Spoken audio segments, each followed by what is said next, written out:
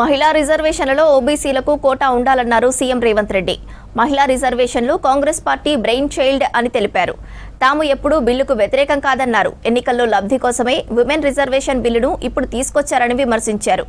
50% పెంపు ఫార్ములాతో డీలిమిటేషన్కు వెళ్తే దక్షిణాదికి అన్యాయం జరుగుతుందని సీఎం రేవంత్ చిట్ చాట్ చేశారు.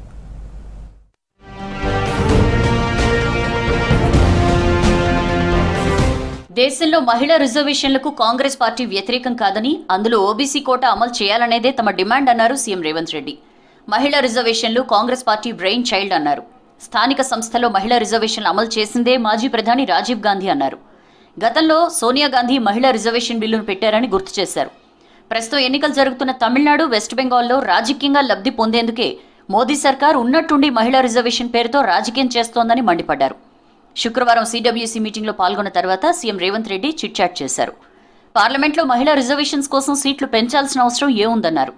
ఇప్పుడున్న 543 లోక్సభ స్థానాల్లోనే 181 సీట్లు మహిళలకు కేటాయించి రిజర్వేషన్స్ అమలు చేయొచ్చు కదా అని ప్రశ్నించారు.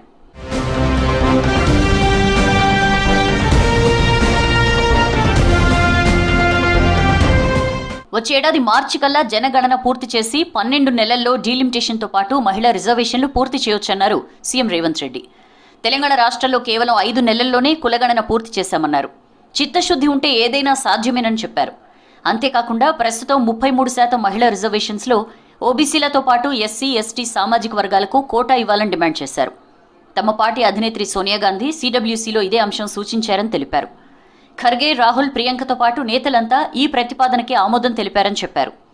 డీలిమిటేషన్లో దక్షిణాదిలోని చిన్న రాష్ట్రాలకు అన్యాయం జరుగుతుందన్నారు సీఎం రేవంత్ రెడ్డి.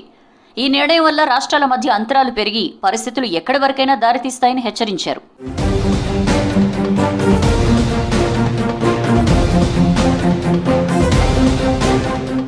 రైతు చట్టాలను వెనక్కి తీసుకున్నట్లే నియోజకవర్గాల పునర్విభజనను వెనక్కి తీసుకోవాల్సి వస్తుందన్నారు సీఎం రేవంత్ రెడ్డి. 50% సీట్ల పెంపుతో రాష్ట్రంతో పాటు దక్షిణాది రాష్ట్రాలకు జరగబోయే నష్టంపై సీడబ్ల్యూసీ మీటింగ్లో మాట్లాడినట్లు తెలిపారు. యూపీలో ప్రస్తుతం 80 ఎంపీ సీట్లుండగా తమిళనాడులో 40 సీట్లున్నాయి. ప్రస్తుతం వాటి మధ్య అంతరం 60 ఎంపీ సీట్ల వరకు పెరుగుతుందన్నారు. మొత్తం సౌదర్న్ స్టేట్స్లో 130 నుంచి 195 సీట్లు పెరిగితే ఉత్తరాదిలో 600 సీట్లు అవుతాయని వివరించారు.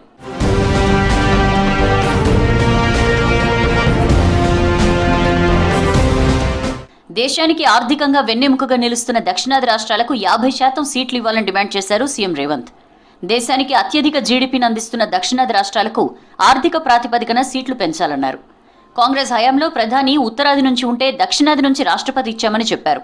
అలాగే కీలకమైన 10 పదవుల్లో దక్షిణాదికి పెద్దపీట వేశామని చెప్పారు. ప్రస్తుతం మోదీ పాలనలో పదవులు, ఫండ్స్ ఉత్తరాదికి తరలించకపోయారని విమర్శించారు. ప్రస్తుతం ఉన్న ప్రాతినిధ్యం ఆధారంగానే తెలంగాణకు చెందిన కిషన్ రెడ్డి, బండి సంజయ్లకు కనీసం చెప్రాసి పదవులు దక్కాయన్నారు. ఈ ప్రాతినిధ్యం కూడా లేకుంటే వారికి ఎలాంటి పదవులు ఉండవన్నారు. యూపీ నుంచి ప్రాతినిధ్యం వహిస్తున్న ఎంపీ లక్ష్మణ్ దక్షిణాదికి జరిగే అన్యాయంపై మాట్లాడడం లేదన్నారు.